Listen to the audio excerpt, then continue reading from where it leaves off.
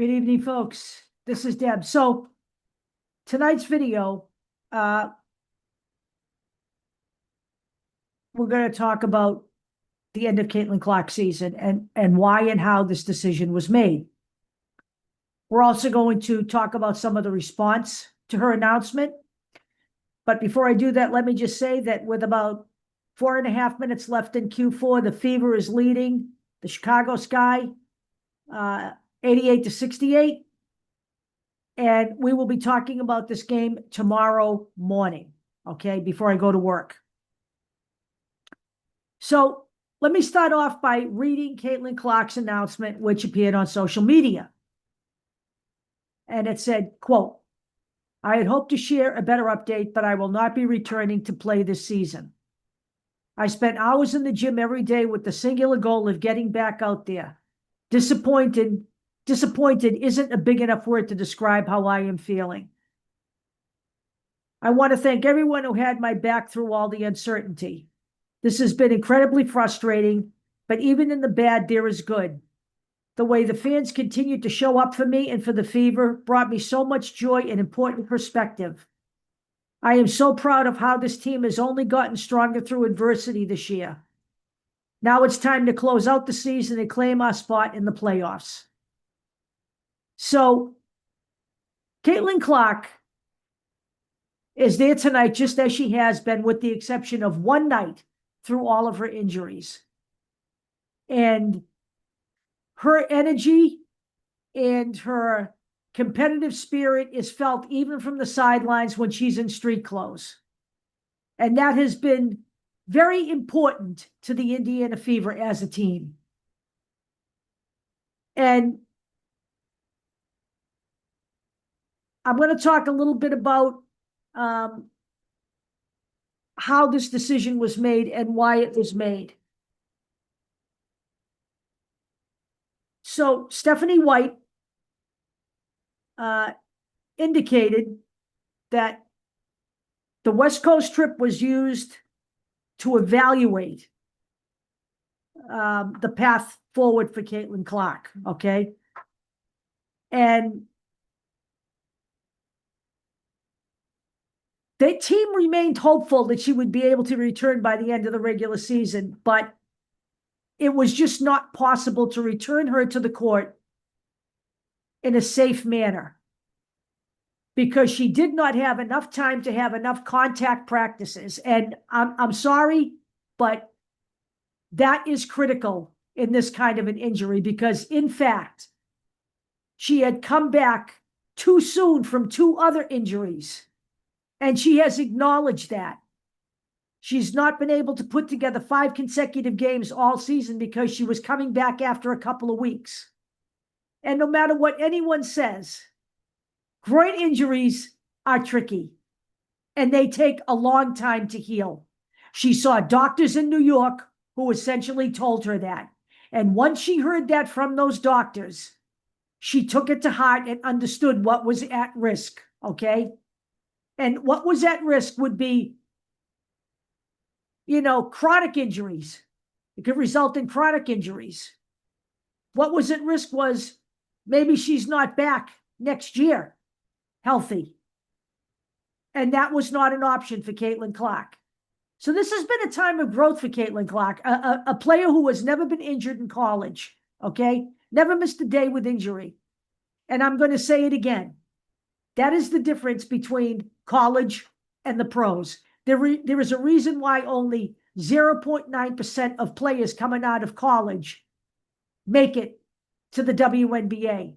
Most of the people who play college ball never play a professional game in their lives because it's not pro sports. Okay?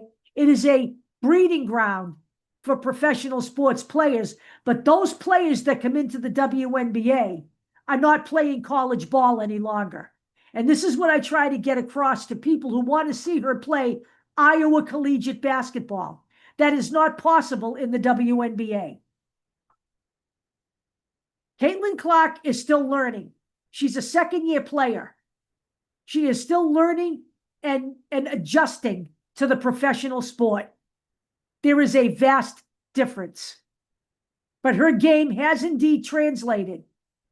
But you have to understand that there was no way after what she did in her rookie season that the players are going to let her run amok like that. Okay? So now Caitlin Clark will have to adjust yet again. And I feel confident that she will. So Stephanie White indicated that they wanted to use the West Coast trip to see how far they could get. And they decided that at the end of the day, she's been working her butt off to be able to get back out there, but they've run out of time to make sure that they can do it in a safe way, in a way that is going to keep her safe and healthy for her future. And Clark and White went on to say, quote, "We've all been very open and upfront that her long-term health and wellness is the most important thing. And to play at this time of year, we just ran out of time to get her there." So this is a team who's clearly putting their franchise players' health and well-being at the top of the list of importance, not whether or not she can come back onto the court and contribute to a playoff run. That's the kind of stuff you want to see from a team. But somehow I know in the back of my head, the conspiracy theorists and the negative Nellies are going to find a way to twist it. I just know it. So just understand that you will be blocked from the channel, okay? You will be blocked from the channel. If they had allowed Caitlin Clark to come back too soon and she re-injured herself, there would have been a conspiracy in that as well. So they're damned if they do and damned if they don't, quite frankly. So now I'm going to read you what Amber Cox said about this. Yeah, and I know you all hate Amber Cox too. You hate Kelly Crosskop, you hate Stephanie White, and I have my issues as well, but this is not a bashing the brass video. This is a Caitlin Clark video. This is what Amber Cox said. "Caitlin has worked so hard throughout this time, doing everything possible to recover and return to the court, but ultimately, time is not on our side. While we will continue working with Caitlin and provide her with every resource we have available, there is not enough time left in our season for her to safely return, and her long-term health and well-being remains our top priority. We are looking forward to having her back at full strength to start the 2026 season." Now, Caitlin Clark is only one player that is gone for the season from the Fever. Ari McDonald with a broken bone in her foot, Sydney Colson with a torn ACL, Sophie Cunningham with a torn MCL, and Chloe Bibby with an injured knee are all on season-ending injuries. That is a lot for any professional team to overcome. And yet they are still in the hunt for a playoff spot. And you know what? That's testament to their grit and determination. And I am a Caitlin Clark fan, first and foremost. And I have said that wherever Caitlin goes, that's where my loyalties go. But right now, she's a member of the Indiana Fever. And so I am going to support the Indiana Fever all the way through this playoff scenario till the bitter end. And then I'm going to be watching very carefully the off-season moves that are going to happen when this is all over, because she's going to be with the Indiana Fever through 2027. That's one thing I'm sure of. And I will be there with her, okay? And I suggest to you that she's probably going to be there a lot longer than 2027 as well. But we shall see, won't we? Yeah, we will. So let's talk about some of the reaction from her teammates to her announcement. I'm going to read these to you, and I will make sure to put all of the links to all of this stuff in the description of the video. 2026 is going to be the best season yet. Love you lots. That was Lexi Hull. Miss you, big dog. You'll be back. Aaliyah Boston. That bounce back going to be something crucial. That was Ari McDonald. Big Love twin. That was Chloe Bibby. I'm with you, 22. That was Kelsey Mitchell. Minor setback for a major comeback. Rest up, get healthy, and be you. That was LeBron James. Love you, CC. You're amazing, boo. That was Gabby Marshall, who she played with in Iowa. And the enforcer herself, Sophie Cunningham, who was also on a season-ending injury.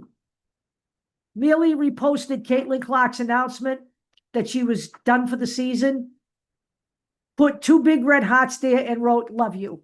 So the notion that all of Caitlin Clark's teammates are jealous of her and don't like her and all of that, just stop it, okay? Stop it. You don't have any inside information on any of that. All right, let's understand that she also got a bone bruise on her ankle, so she was rehabbing 2 injuries at once. And no, she did not get that bone bruise when the assistant coach stepped on her foot. You don't get a bone bruise on your ankle by somebody stepping on your foot, okay? That, again, is more conspiracy theory, okay? Now we found a way not to like the assistant coach because they stepped on Caitlin Clark's foot on the sidelines. Spare me, folks, okay? Just stop it. It gets to the point of ridiculousness. If they had rushed Caitlin Clark back, there'd have been a conspiracy about that too. Like they're trying to destroy her career by not allowing her to take the time to heal. I'm positive of it. And for the people out there who have come on to the video channel, and they did it this morning, and I just want you to know that they have been blocked from the channel. You cannot see the comments, but I'll tell you what they were. You let us all on so you could sell tickets. We knew from the beginning you weren't coming back. Well, if you knew from the beginning, you didn't have to buy tickets. And if you knew from the beginning, you didn't have to stay vested. You could have walked away at any time and saved yourself the aggravation. Because I'm sure that Caitlin Clark doesn't even know who you are and wouldn't even know about it. So if that was your problem, that you feel like she led you on so that she could keep the interest up in the Indiana Fever, I have some really bad news for you. Caitlin Clark brought the Indiana Fever attendance from 4,000 to 17,000 every single night, even through her entire injury-riddled season. Nobody walked away from that. There is a waiting list for season tickets in Indiana now. Everywhere she went across this country, Phoenix, Los Angeles, San Francisco, Boston, Connecticut, New York, everywhere she went, in her civvies, not even playing basketball, the people waiting to get an autograph from her or a picture with her were 10 and 12 rows deep. Caitlin Clark is the face of the WNBA. And Caitlin Clark is the heart and soul of the Indiana Fever. And she worked hard to come back. Injuries are uncertain things, especially soft tissue injuries. And the Indiana Fever made no bones about this after the July 15th injury. I was at that game and watched that happen. Okay? They made no bones about that they were not going to say day to day anymore, that they were not going to rush her. They were going to leave it open-ended, and they hoped to get her back before the end of the season. So understand that. Nobody duped anybody. And guess what? Injuries happen in pro sports. There's no way to predict that. Sometimes shit happens, and shit happened this year. But Caitlin Clark will be back next year. I will talk to you guys tomorrow. We will talk about the game and some other stuff.